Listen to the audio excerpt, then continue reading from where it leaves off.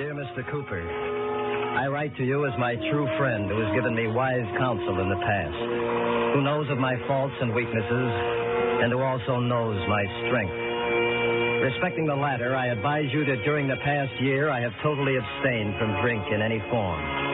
And because of that and hard study, I now have a first mate's ticket. It was in that berth that in Boston I signed on the barkentine Herbert Fuller, from where I now write you to give you a report of this fatal voyage. As a matter of truth, I myself might be dead when you read this, if it ever reaches you.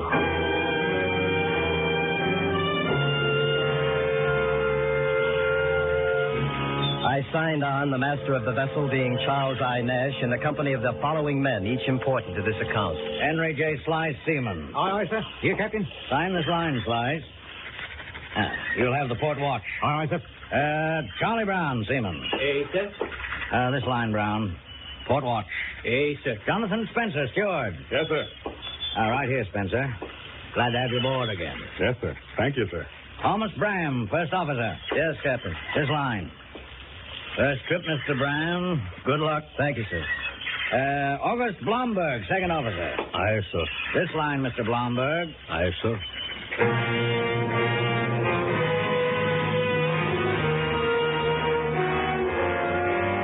There are two other names important to this account. Lester H. Monks, who came aboard as a passenger in the interest of his health, as the nature of our voyage was to be tropical. The other name is Laura Nash, wife of Captain Nash. If I had known that this woman was going to sail with us, I never would have signed on. But when I saw her and learned that she was, I didn't sign off, although I could have. I stayed on because she was compelling, with a bold look, and because a man is always a hunter. That same day, still in harbor, when first I saw her, I went to the steward to learn more. Yes, sir, your name is Bram, isn't it? Yes, my name is Bram. Can I get a cup of tea? Yes, sir. It's hot. Are you a home man, Mr. Bram, or did you come from another ship? I came from another ship, Oh, what ship was it? the Antilles. She came in yesterday. We go out tomorrow. You don't like it shoreside, Mr. Bram. Nope, I find it too much trouble. You've sailed this ship before? 2 trips. What is this woman that goes with us? She's the captain's wife, sir. I know that. Is she a good wife, Spencer? I don't know what you mean, sir. Oh, she's younger than he is. Why does a young woman marry with a man like that and go sailing off on a ship with him and 11 other men? I don't know, Mr. Bram. No lady would do that, would she? I don't know many ladies, Mr. Bram. You won't find out asking me. You'd better ask her. Maybe I will. Hello, Blomberg. More deck cargo ready to load for. I'll see to it. You want tea, Mr. Blomberg? Tea time. Spencer, you sailed this ship before. What do you know about this woman that goes with us? Nothing. What kind of woman she is? The way she looks at a man. I don't know, sir. I don't know. When I left the steward, the second mate was asking the same questions I asked. I mentioned this to remind you that I was not alone with my thoughts. The same ones were in the minds of the others. Perhaps all of them.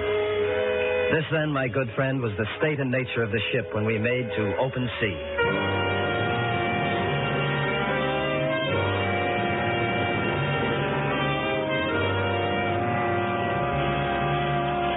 The first day passed in shaking her down.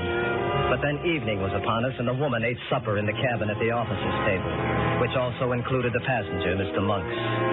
These meals, there were only 6 of them, may be exaggerated in my memory, but I think not. It seems now that nothing was discussed except that I abstained from the wine that was served. It was difficult because I didn't want to give as my reason for refusal the fact that you know, sir, that I am a slave to drink unless I abstain entirely. Your glass, Laura? Yes, thank you. Mr. Monks? Yes, please. Thank you, Captain. Mm-hmm. Mr. Bram? No, sir, I don't want any. Mr. Blomberg? Yeah, I like good wine.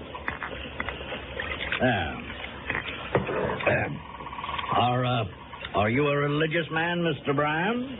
No, sir, not overly so. Wondered if that was why you wouldn't have a glass of wine with us. No, I don't care for wine. What you drink then? Rum like the pirates?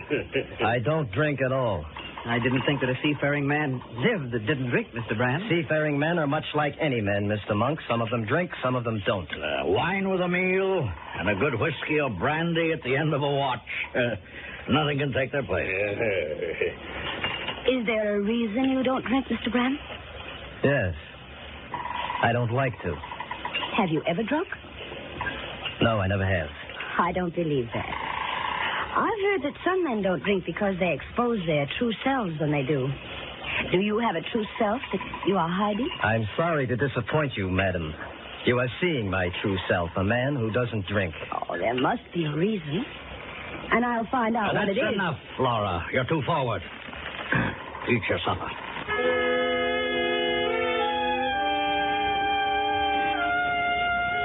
As I stated, my memory of that first supper may now be exaggerated, but I think not.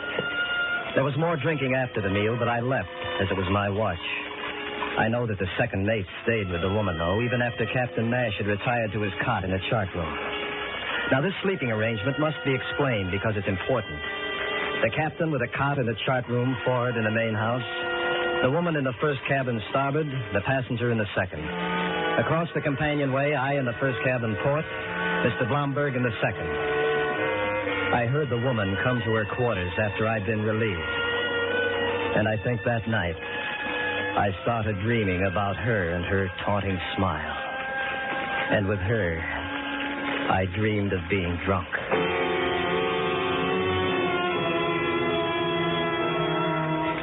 The next day passed the same, and the next night.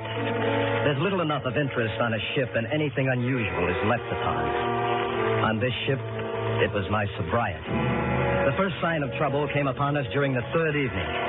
And I swear upon our friendship, sir, that it was not of my doing. I was only walking aft past the main house. Mr. BRAM, Yes? I'm in my quarters. I'm still on watch, Mr. Blomberg. What do you want? I think of you too much today. Now I don't like you. What you think is your business, not mine. And that I don't like you. It's a man's privilege to like or dislike. You don't care. There'd be nothing for me to do about it if I did. There is something. Oh? Stop acting like you're better than us, all of us. I'm no better or worse than anyone. You think you are? You think so because we drink and you don't? You think you saint or something? You're wrong, and I'll thank you to leave me alone. No. Let go of me. I give you a chance to make me wrong. I give you a chance to act like man. I ask you now, come in my quarters, drink with me like friends. I don't want to drink, Blomberg. Is insult not to drink when man asks you? Leave off me. Take it as an insult if you like. I say I have my reasons and my rights to do as I choose. Now, mind your own affairs. There'll be no trouble. Don't try to run me. You woman. Leave off me. Oh, you, I swear. Mr. Blomberg. See you next time. What is the meaning of it? There were some words, sir. What words? He is woman. Words about Laura? No, sir. I've seen the way both of you are mooning about her. There's an end to that right now. You'll both eat in your own quarters from this day on. Stay away from her. Your officers on this ship. Go to your quarters, Mr. BRAM. Aye, sir. There'll be a report on this, Mr. Blomberg. You'll relieve the watch. Mr. Brand. What happened? There was some trouble. About what? Nothing, man trouble. I heard what my husband said. Were you fighting over me? No. Why should you fight over me? You've hardly looked at me. You're a married woman, Mrs. Nash. I think that makes more difference to you than it does to me. Why are you so good? You couldn't choose a word farther from the truth, and I think I'd better go inside. Wait, why did you fight? Because he was teasing you about not drinking, wasn't it? He told me he was going to. Yes, that was why. Are you playing the game with me, too? Oh, I'm intrigued. You're a man with a past, aren't you? And you won't drink because you're afraid someone will find out what it is. Think what you like. Don't you know that's a challenge to a woman like me? Wouldn't you even drink with me? Yes. Yes, perhaps with you. Is that a promise? No, Mrs. Nash, I promise nothing anymore. I've been ordered to my quarters. I'd better go.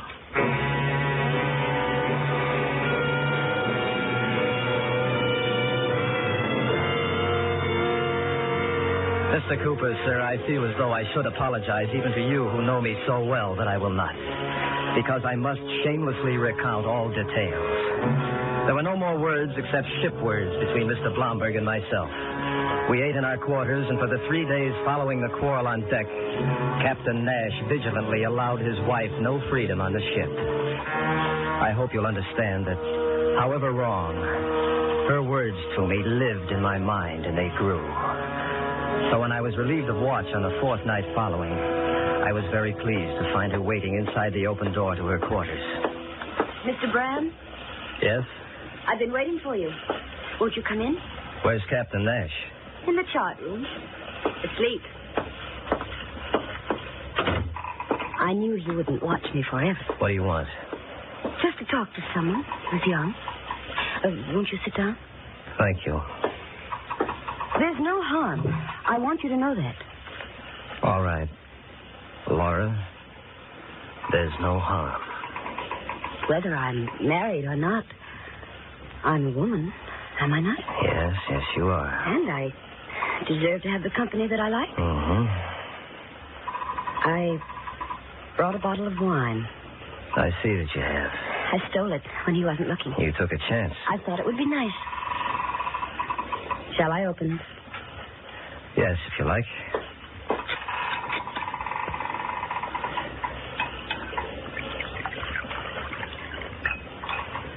Here you are. Thank you. You haven't been very nice to me, have you? I've hardly been able to be anything to you. Then shall we drink to how nice you can be? All right.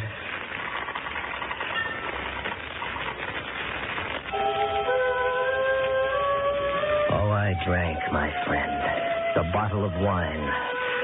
And when I left her, I went into Mr. Blomberg's quarters and stole what he had and took it to my own.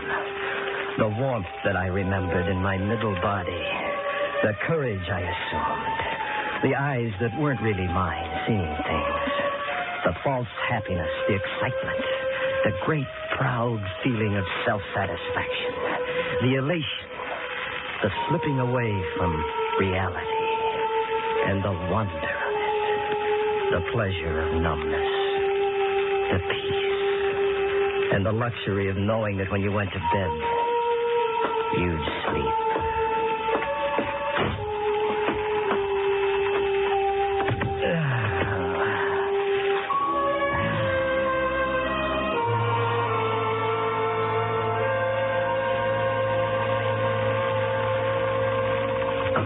Mr. BRAM! Mr. BRAM! What? Mr. BRAM! Yeah, just a minute. What is that? What? What's the matter? What's the matter? There's murder. What? What's that you say? You've got to come up on the deck. The captain and his wife, Mr. Blomberg, they've all been murdered. They're dead.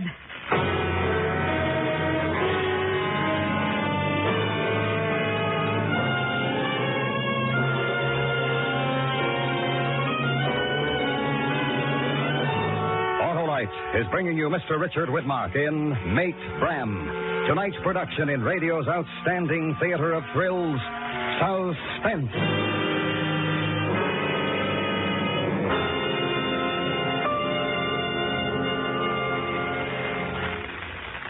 Say, Harlow, where do you expect the Autolite team to finish? Oh, I don't expect it to finish at all, Hap. That Autolite Electrical Systems job is never done.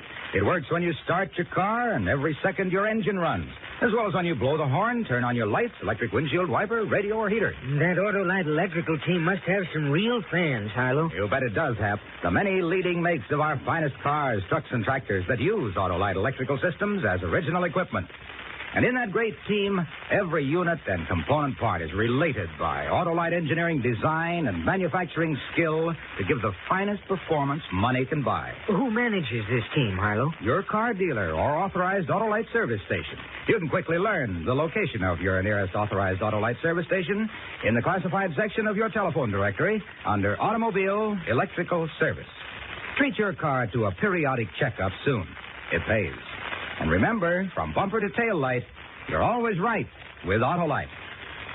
And now, Autolite brings back to our Hollywood soundstage Mr. Richard Widmark in Elliot Lewis's production of Mate BRAM, a true story well calculated to keep you in suspense.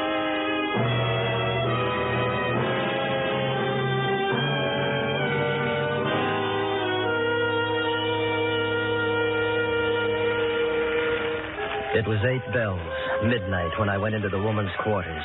Sometime later when I left. I didn't want to drink, but what could I do? Explain myself by telling her about the last time? The fights, the broken windows, the jail, and the other times? I should have, but considering the situation, I doubt any man would. I remember leaving, going to Mr. Blomberg's quarters, then to my own. But there, after another while, my memory stops. I have lost an hour, my good friend, or perhaps 2, until Mr. Monks awoke me some minutes before 4 with a gun in his hand. There's a murderer on board. He killed them all with an axe. Mr. Brand, what is the matter? What are you doing with that gun? None of us is safe. There's a murderer on board. What are you doing? Water first.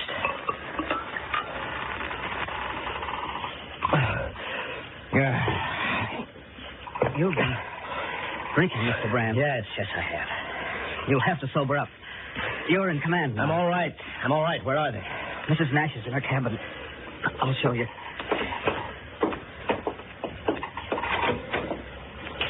There. Yeah. What do you know of this? Nothing. Nothing at all. How did you learn? Something woke me up. It was like a scream, but I didn't know. With all the sounds of the ship. When was that? I can't be sure. I went to sleep again. Then I woke up again. What woke you that time? I don't know, but I began to worry. About the sound I'd heard. The scream. I got up and went to tell the captain about it. He was dead. I was sure the sound meant something, and I came to Mrs. Nash's cabin. Then I saw Mr. Blomberg's door open and found him the same way. There's a maniac on board. Come with me. We'll look at the others. We looked in the quarters of the others and found no weapon. And I'll state now that when I looked in my locker for my gun, I also looked for bloodstains on the clothes in there and on the clothes I was wearing as I'd slept fully dressed. And I found none. Then, pursuing the actions of Mr. Monks and me, we awoke the steward and went on deck.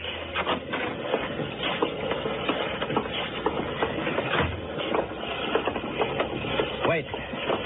There's the axe. That's the one. That's the one that did it. Get rid of it, Mr. Brown. Throw it overboard. The fiend might use it on us next. No, Mr. Bram. We can't do that, sir. Throw it overboard. That's the weapon. We've got to keep it. By law, we've got to. All right. We'll keep it aboard. It's Slice at the wheel. We'll see what he knows.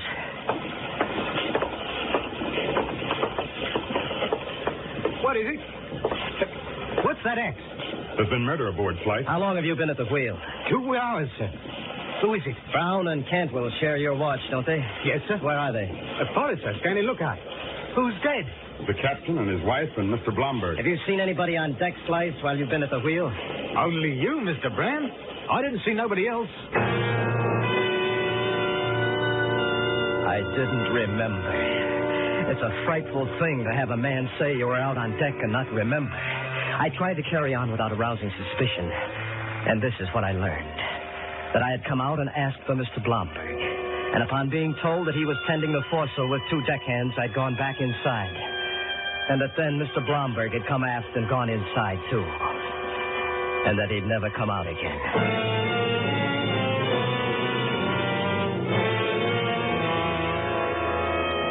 I couldn't help feeling guilty, but on the other hand, I couldn't help heeding my instinct to protect myself. For example, at my earliest opportunity, when I was not seen, I took that axe and I threw it overboard. But that was wrong. I acted in excitement and fear, and I'm sorry now that I did. When dawn came, I ordered the ship to come about and set her back toward Boston. Soon after this was done, the steward came to me. The crew wants me to talk to you, sir. Yes, what about? They all say they'll be afraid to go to sleep tonight for fear of being murdered in their bunks. All right, I'll have them all sleep on deck where a watch can be kept over them. And if you will, Spencer, you can tell them all to come on deck in an hour for the funeral services. Funeral services, sir? Yes. We can't put those people over the side, sir. By law, we've got to take them back. Well, yes, of course, Spencer, but it's not good to have them on the ship. I mean, to put them in the longboat and tow it astern. Now, bring them out. And with Captain Nash, bring his Bible. It's open on the table next to his cot. It is, sir?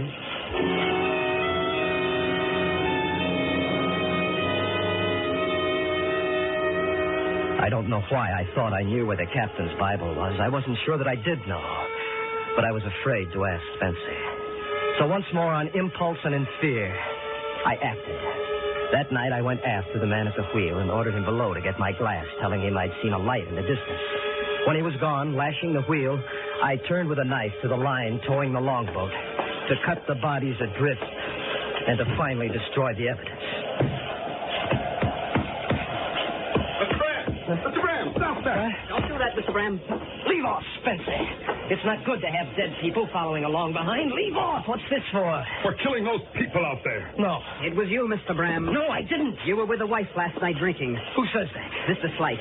Mr. Blomberg told him. That's no proof. You know where his Bible was, sir. And that's nothing either. You relieved Slice at the wheel. And after that, the axe was missing. Mr. Brown saw you throw it overboard. I didn't kill them. Then why were you cutting the longboat free, Mr. Bram? Hold still, Mr. Bram. Confess and ease yourself, Mr. Bram. No, I won't confess. Nobody saw me kill them because I didn't. I didn't. Come along, Mr. Bram. Where are you taking me? To lock you up. By law, we've got to do it.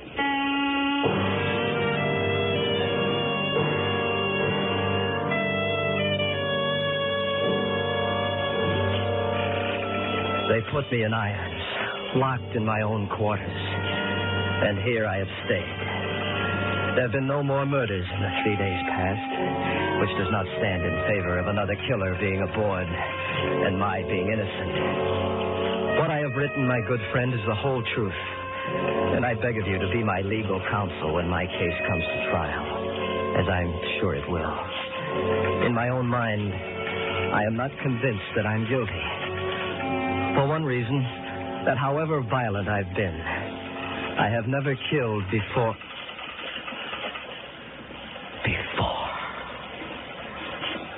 Never killed before. If I could only remember. If I could just remember. Why can't I? Why can't I? Why? Why can't I remember?